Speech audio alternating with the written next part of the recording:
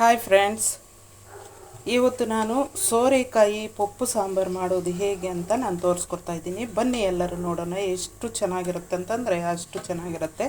ಇದು ಬ್ರಾಹ್ಮಣರ ಶೈಲಿ ಮಾಡ್ತಾ ಇರೋವಂಥದ್ದು. ನೋಡಿ, ಸೂಪರಾಗಿದೆ.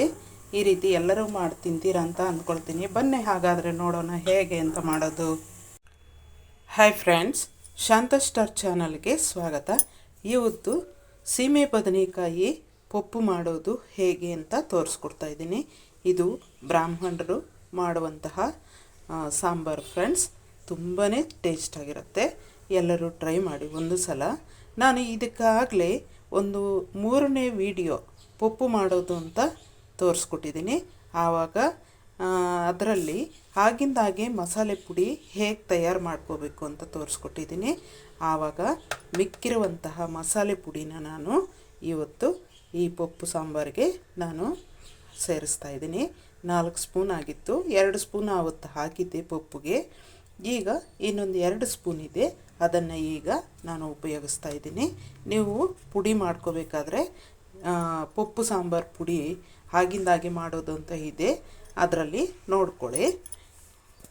ಇಲ್ಲ ಅಂತಂದರೆ ನಿಮಗೆ ನಿಮ್ಮ ಮನೆಯಲ್ಲಿ ಯಾವ ಮಸಾಲೆ ಪುಡಿ ಸಾಂಬಾರು ಪುಡಿ ಇರುತ್ತೋ ಅದನ್ನು ಬೇಕಾದರೂ ಕೂಡ 2 ಸ್ಪೂನನ್ನು ಸೇರಿಸ್ಕೋಬೋದು. ಅದನ್ನು ಹಾಕ್ಕೊಂಡ್ರೂ ಕೂಡ ನಡೆಯುತ್ತೆ. ಈಗ ಮಾಡೋದು ನೋಡೋಣ. ನೋಡಿ, ತೊಗರಿಬೇಳೆ ಇಷ್ಟು ತೆಗೆದುಕೊಂಡಿದ್ದೀನಿ. ಈಗ ಇದನ್ನು ನಾನು ಕುಕ್ಕರ್ಗೆ ಸೇರಿಸ್ತೀನಿ. ನೀಟಾಗಿ ತೊಳೆದಂತಹ ತೊಗರಿಬೇಳೆನ ಕುಕ್ಕರ್ಗೆ ಸೇರಿಸ್ತಾ ಇದ್ದೀನಿ. ಈಗ ಹುಣಸೆ ಹಣ್ಣು ಕೂಡ ಒಂದಿಷ್ಟು ಸೇರಿಸ್ತಾ ಇದ್ದೀನಿ. ನೋಡಿ, ಹುಣಸೆ ಹಣ್ಣು ಜಾಸ್ತಿ ಹಾಕಬಾರ್ದು, ಒಂದಿಷ್ಟೇ ಹಾಕಿದರೆ ಸಾಕು. ನೋಡ್ಕೊಳ್ಳಿ. ಹೀಗೆ ಮಸಾಲೆ ಪುಡಿ ಮೊನ್ನೆ ಮಾಡಿದ್ದು ಪಪ್ಪು ಸಾಂಬಾರಿಗೆ ಅದನ್ನು ಸೇರಿಸ್ತಾ ಇದ್ದೀನಿ.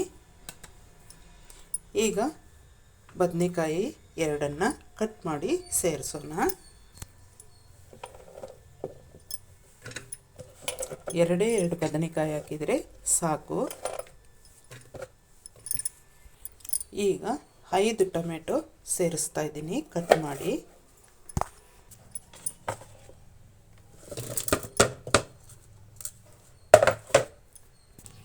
ಒಂದು ಈರುಳ್ಳಿ ದಪ್ಪದಾಗಿರುವಂಥದ್ದು ಕಟ್ ಮಾಡಿ ಸೇರಿಸ್ತಾ ಇದ್ದೀನಿ.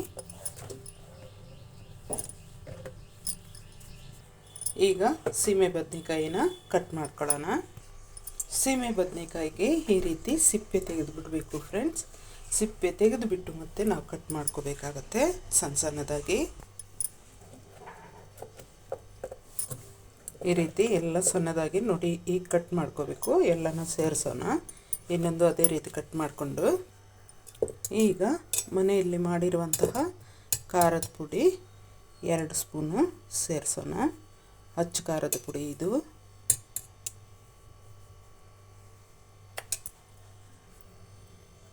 ಸ್ವಲ್ಪ ಅರಿಶಿನ ಪುಡಿನ ಸೇರಿಸ್ತಾ ಇದ್ದೀನಿ, ಒಂದು 1/4 ಸ್ಪೂನಷ್ಟು.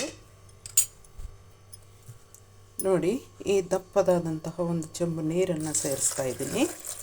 ತರಕಾರಿ ತೊಳೆಯುವಷ್ಟು ಸಾಕಷ್ಟು ನೀರು.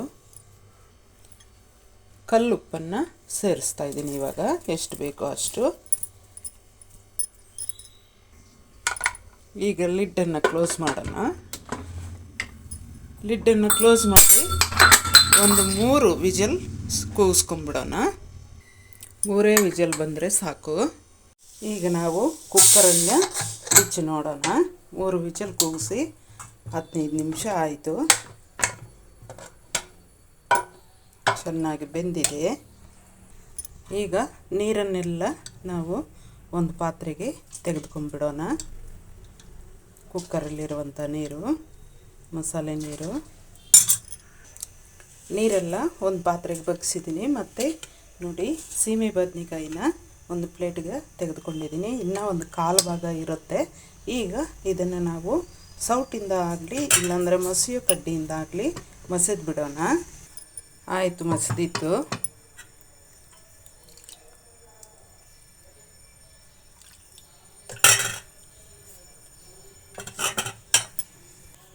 ಈಗ ನಾವು ಸೀಮೆ ಬದನೆಕಾಯಿನ ಸೇರಿಸ್ಬಿಡೋಣ.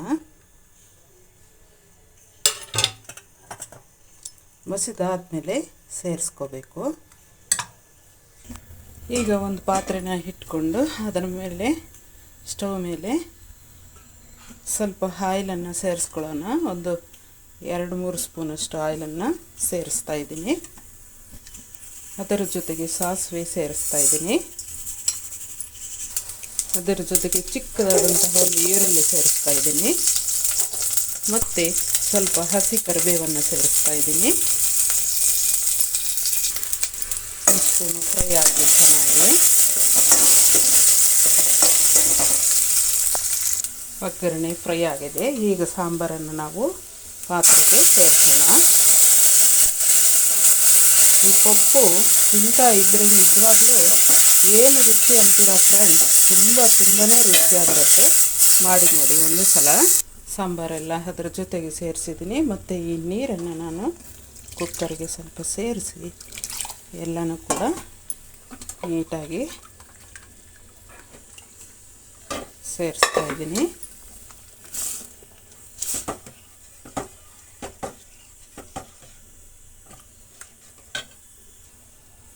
ಈಗ ಸ್ವಲ್ಪ ನೀರನ್ನು ಸೇರಿಸ್ಕೊಳ್ತಾ ಇದ್ದೀನಿ. ಯಾಕಂದರೆ ಸಾಂಬಾರೆಲ್ಲ ಕುಕ್ಕರಲ್ಲಿದೆ, ಇನ್ನು ಅದನ್ನು ತೆಗೀತೆ, ಅದಕ್ಕೆ ಹಾಕೋಣ.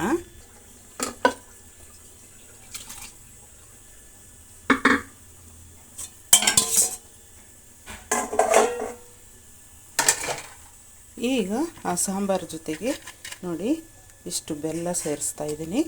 ಮತ್ತು ಕೊತ್ತಂಬರಿ ಸೊಪ್ಪು ಮತ್ತು ಸ್ವಲ್ಪ ಕಾಯಿ ತುರಿ ಇಷ್ಟನ್ನು ಸೇರಿಸ್ತಾ ಇದ್ದೀನಿ.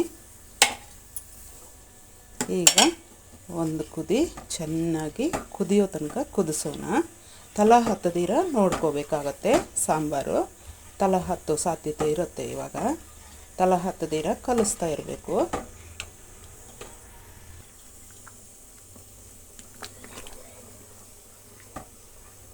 ಪ್ಲೀಸ್ ಯಾರು ನಮ್ಮ ಚಾನಲನ್ನು ಹೊಸದಾಗಿ ನೋಡ್ತಾ ಇದ್ದೀರೋ ಅವರು ಸಬ್ಸ್ಕ್ರೈಬ್ ಮಾಡ್ಕೊಳ್ದೇ ಇರೋರು ಸಬ್ಸ್ಕ್ರೈಬ್ ಮಾಡ್ಕೊಳ್ಳಿ, ಶೇರ್ ಮಾಡಿ, ಕಮೆಂಟ್ ಮಾಡಿ, ಲೈಕ್ ಮಾಡಿ ಫ್ರೆಂಡ್ಸ್.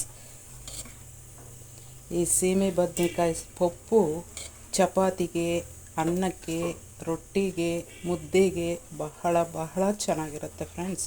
ಪೂರಿ ಕೂಡ ಸೂಪರಾಗಿರುತ್ತೆ. ತಿನ್ನೋಕ್ಕೆ ಅಷ್ಟು ರುಚಿಯಾಗಿರುತ್ತೆ.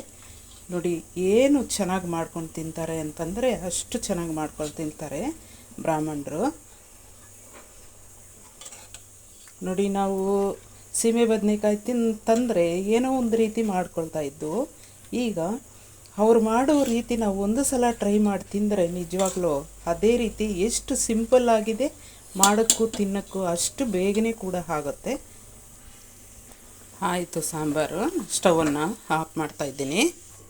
ಸೋರೆಕಾಯಿ ಪಪ್ಪು ಸಾಂಬಾರು ರೆಡಿ ಆಯಿತು ಫ್ರೆಂಡ್ಸ್. ನೋಡಿ ಏನು ರುಚಿ ಇರುತ್ತಂತಂದರೆ ನಿಜವಾಗ್ಲೂ ಒಂದು ಸಲ ಟ್ರೈ ಮಾಡಿ, ಮತ್ತು ಯಾವತ್ತೂ ಬಿಡೋದೇ ಇಲ್ಲ, ಅಷ್ಟು ಚೆನ್ನಾಗಿರುತ್ತೆ. Thank you.